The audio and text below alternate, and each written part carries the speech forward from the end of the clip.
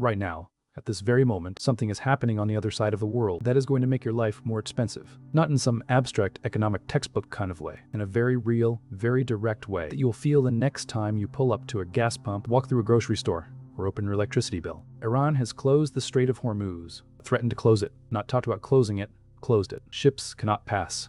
Oil cannot move. And because of that, the prices of almost everything you buy are about to go up, starting this week. Most people have no idea this is happening, and the ones who do hear about it think it sounds like a foreign policy problem, something that happens far away and gets solved by politicians. But this is not a foreign policy problem. This is a kitchen table problem. This is a problem that shows up in your wallet, in your grocery cart, and in your monthly bills. So let's talk about what actually happened, why it matters to you personally, and exactly what is going to hit you first. The Strait of Hormuz is a narrow strip of water. It sits between Iran on one side and the Arabian Peninsula on the other. If you were to look at it on a map, it would look like a small pinch point, almost like an hourglass, a tight, narrow passage connecting the Persian Gulf to the open. That narrow passage is one of the most important places on Earth, not because of its size, but because of what passes through it. 22% of the world's oil goes through that strait every single day. 21 million barrels every day traveling by ship from the oil fields of Saudi Arabia, Kuwait, United Arab Emirates, Iraq, and Iran itself, headed to refineries all over the world, including the ones that make the gasoline that goes into your car. Think of it like a pipe. A massive pipe that carries nearly a quarter of the world's entire oil supply, and Iran just blocked that pipe. They dropped mines in the water. They activated missile systems along the coastline. They sent fast military boats into the shipping lanes. Commercial ships, the enormous tankers that carry oil, stopped moving. Zero tankers are passing through right now. The pipe is closed. And when that pipe closes, what happens to your life? Let's start with something very simple. Oil is not just gasoline. Most people think of oil and they think of their car. But oil touches almost everything you buy and use every single day. The truck that brought your groceries to the store runs on diesel fuel, which comes from oil. The plastic packaging around your food comes from oil. The fertilizer that helped grow your crops is made partly from natural gas, is priced alongside oil. The factory that made your phone, your clothes, your furniture, all of it uses energy, and a massive portion of that energy comes from oil. When oil gets more expensive, everything that depends on oil gets more expensive too. And because everything depends on oil in some way, everything gets more expensive. That is not an opinion. That is how the system works. Now 22% of the world's oil just stopped flowing. Gone off the table. Not available. You don't need to understand economics to understand what happens when something that everyone needs becomes suddenly scarce. The price goes up. It goes up fast, and it goes up everywhere at the same time. Here's the exact order of what you are going to feel and when. The very first thing you will notice, probably within the next 72 hours if you haven't already, is the price of gas at your local station. As of just a few days ago, the average price of regular gasoline across the country was around $3.47 per gallon. That number is already moving, and according to analysts who study energy prices for a living, that number is going to hit $5.50 within 10 days. Within 30 days, it could hit $7. If this closure stays in place for 60 days, we are looking at prices that this country has not seen since the 1970s, when people had to wait in lines at gas stations and the government had to ration fuel. Adjusted for today's money, those prices would be $10, $11, maybe $12 a gallon. Now you might be wondering why gas prices jump so fast when this just happened. Here's why. When a gas station owner fills up the underground tanks at the station, they buy that fuel at one price. But they know that when they need to buy more fuel, the very next shipment is going to cost more. So they change the price on the sign today to reflect what it is going to cost them tomorrow. They are not doing this to steal from you. They are doing it because if they don't, they will lose money every time they sell you a gallon. Every single gas station in the country is doing this math right now. That's why you don't wait for an actual shortage to see prices rise. The prices rise the moment the expectation changes. Your expectation about the future drives prices today. Gas station owners understand this. Oil traders understand this. Now you understand it too. So within the next few days, you're going to pay more to fill your tank. If you drive a regular car and you fill up once a week, you might spend $20, $30, maybe $40 more than you did last month just on gas. For families with 2 cars or anyone who drives a lot for work, that number gets bigger fast. But gas is just the first thing you feel. It's not the biggest thing. Within about 4 to 10 days after the gas prices move, you're going to start noticing your grocery bill going up. Here's why. Almost everything in a grocery store was carried there by a truck. The average food item travels about 1,500 miles from where it was grown or made to the shelf where you pick it up. Trucks run on diesel fuel. Diesel gets more expensive. It costs more to move food. That extra cost gets passed to the store. The store passes it to you. A gallon of milk, a loaf of bread, a bag of apples. Everything that had to travel to get to you is about to carry a little extra cost. And when you multiply that small extra cost across every single item in your cart, the number starts to add up in a way that you will absolutely notice at checkout. For a family that spends around $270 a week on groceries, and that's a pretty typical number for a family of 4 analysts are projecting. The number climbs to around $340 a week. That's $70 more per week, $280 more per month, more than $3,000 more per year, and that's if the closure doesn't last too long. If it stretches out for months, those numbers go higher. $3,000 extra a year just on groceries. That's money that was supposed to go toward a car payment, a credit card bill, a kid's school supplies, or just having something left over at the end of the month. That $70 a week doesn't come from nowhere, it comes out of something else you were planning to pay for. After groceries, the next thing that hits you is your heating bill and your electricity bill. This one takes a little longer to show up, maybe 10 to 20 days from now. But when it does, it hits hard. Natural gas is used to heat millions of homes. It's also used to generate a significant portion of the electricity in this country. When oil prices spike, natural gas prices tend to move in the same direction. The energy markets are connected. When one type of energy becomes scarce and expensive, others feel the pressure too. If you heat your home with natural gas, your monthly heating bill during the cold months is looking at an increase of 35 to 50%. If your bill was running around $180 a month, it could become $270. If you heat with heating oil, and there are about 5.5 million households in this country that do, mostly in the Northeast, you could be looking at your bill doubling. A $400 monthly heating bill becomes $800. Some families in colder parts of the country could face monthly heating costs over $1,200 this winter. Electricity bills lag a little behind because electric companies have contracts that lock in prices for a while. But when those contracts come up for renewal, the higher energy costs get passed through. The third month of a sustained closure, expect electricity bills to climb 20 to 30% as well. So now we are talking about families who are paying more for gas, more for groceries, and more to keep their lights on and their home warm, all at the same time. After that first 20 days, something bigger starts to happen. The price increases stop being about fuel and start spreading into everything else. Here's something most people don't think about. Oil doesn't just power vehicles. It is also a raw material, a building block. It is used to make things. Plastic comes from oil, not just water bottles and packaging, but the plastic in your computer, your phone, the parts inside your car, the tubing used in medical equipment.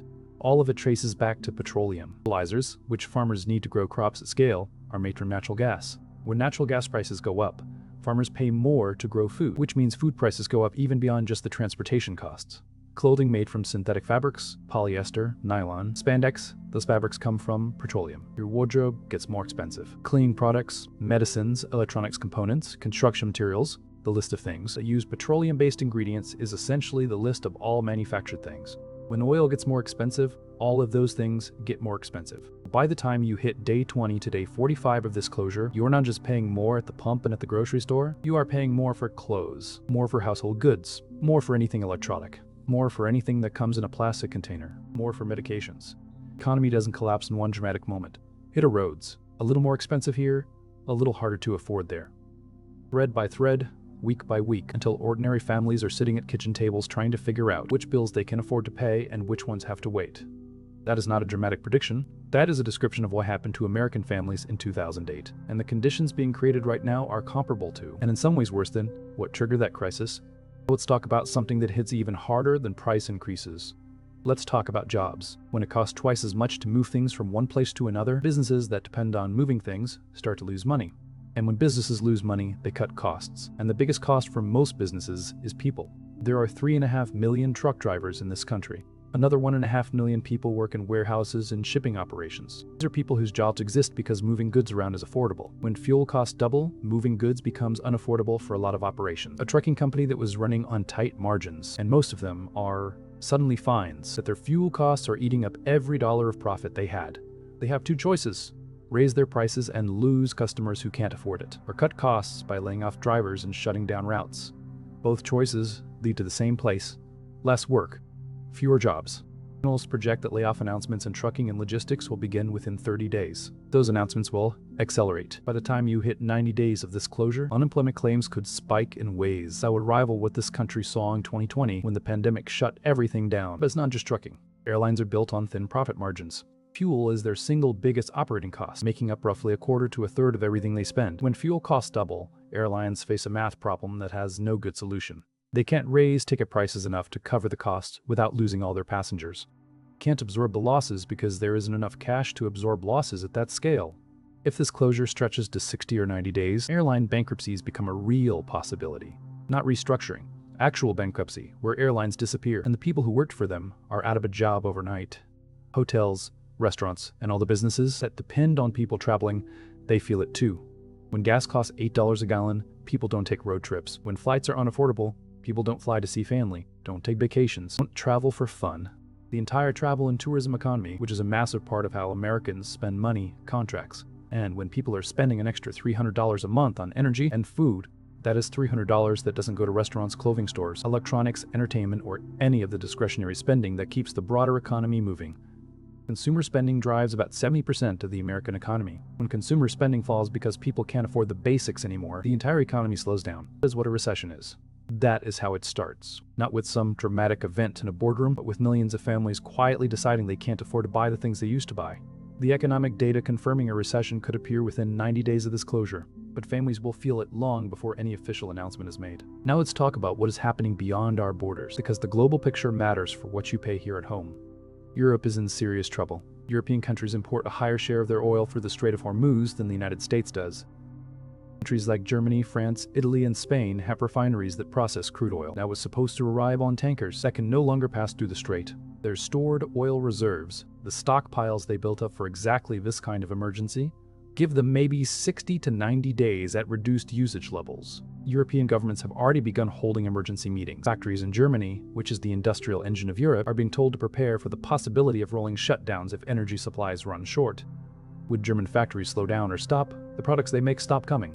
Auto parts, industrial equipment, chemicals, all of it stops flowing. American manufacturers who depend on components from Europe start running into shortages around 30 days in.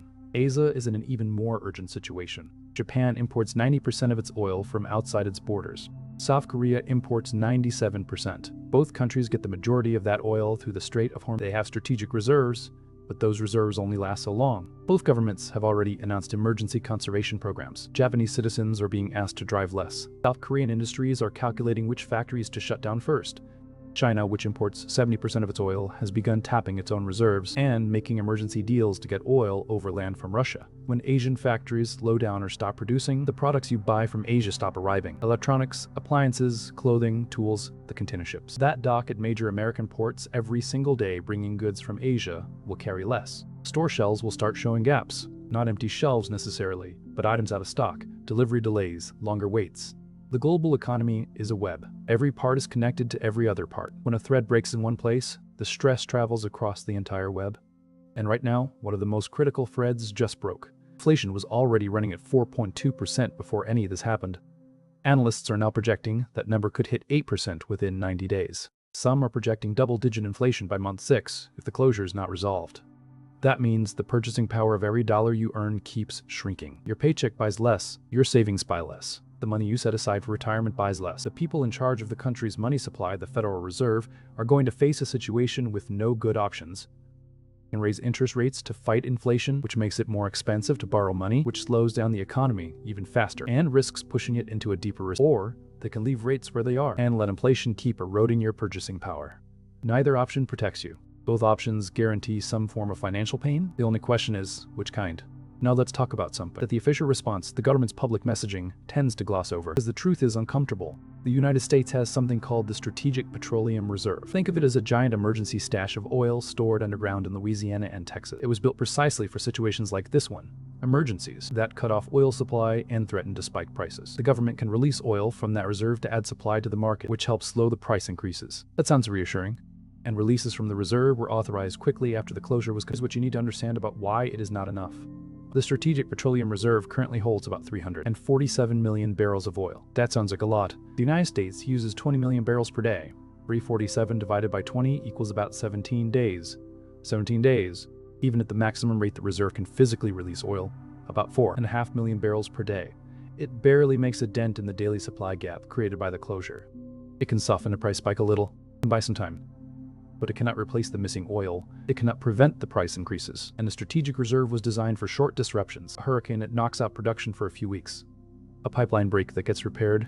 It was not designed to replace 22% of the world's oil supply indefinitely. Iran has said the strait will stay closed until the United States withdraws military forces from the region, lifts sanctions, and provides security guarantees. Those are not demands that get met in a week. That is a negotiation that could take months, and the strategic reserve runs dry in 17 days at full release rates. Policymakers in Washington right now are working through options, and none of them are good. Option 1. Military action. Use force to clear the mines, neutralize the missile systems, and force the strait back open. The problem is that Iran has prepared for this response. Retaliatory strikes against oil production facilities in Saudi Arabia and neighboring countries, which Iran has both the weapons and the willingness to carry out, could actually reduce global oil supply further even after the strait is reopened. Fight to reopen the lane and end up with less oil to ship through it. Option 2. Negotiate. Agree to some version of what Iran is demanding in exchange for reopening. The problem is that conceding to demands sets a precedent and takes time. Weeks or months of negotiation at minimum, during which the economic damage compounds every single day. Option 3. Rely on allies, European and Asian countries, who are even more dependent on that oil than we are, take the lead in pushing for a diplomatic solution. The problem is, there's no guarantee they succeed, and the waiting period still delivers all the economic pain described above. There is no quick fix. The people making these decisions are not incompetent or indifferent. They're choosing between options that all cause significant harm, and while those choices are being debated, your grocery bill is already rising. So what does this actually mean for your day-to-day decisions in the weeks ahead? It means that if you have been putting off filling up your gas tank, you might want to reconsider. Prices are not going down this week. It means that if you have a big grocery run coming up, buying shelf-stable staples now, things like rice, canned goods, pasta, while prices are still relatively lower, is not an unreasonable thing to do. It means that if you have a heating oil delivery scheduled, it may make sense to schedule it sooner rather than later. It means that if your budget is already tight, now is the time to look at where your money goes. Identify what is essential versus what can be cut. Not because things are hopeless, but because the households that come through financial pressure are the best of the ones that see it coming and adjust before they're forced to. It means that the job security you assumed you had a month ago might be slightly less certain. And thinking about that, having a conversation with your household about it, reviewing your emergency fund situation, is not an overreaction. It's prudent, and it means paying attention, not in a panicked way. Not in a doom-scrolling, every headline is a disaster way, but in a deliberate, clear-eyed way. What is actually happening? What is confirmed? What are the actual numbers? What is the timeline? You deserve honest answers to those questions, not reassurance designed to keep you calm in the short term. While the problem compounds, here is the honest version. 22% of the world's oil stopped moving. The emergency reserves this country built for situations exactly like this give us about 17 days of partial coverage. Europe is preparing for industrial shutdowns. Asia is rationing. Inflation was already elevated before any of layoffs in transportation-dependent industries are likely within 30 to 60 days. A recession is a realistic possibility within 90 days if this is not resolved. Gas prices are already moving. Groceries are next, then utilities, and then everything else. The decisions about how to respond to this at a national level are being made by people with more information and more authority than any of us. They may find a path through this faster than current projections suggest. Negotiations could move quickly. Allies could provide leverage. A solution might emerge that none of the current models have accounted for. But planning for the realistic scenario is not pessimism. It's just common sense. The oil stopped flowing yesterday. The price increases started today. And the full weight of what that means for American households is going to be felt across the next 30, 60, 90 days, unfolding exactly the way this has been described. Price category by price category, week by week. Pay attention to your budget, know what's coming in and what's going out. Keep a clear eye on your essential costs, fuel, food, heat, power, because those are the categories that are going to feel the pressure first and feel it hardest. The best thing you can do right now is understand what is happening, understand why it is happening, and make decisions with clear eyes rather than being caught off guard when the bill arrives. Because the bill is already on its way.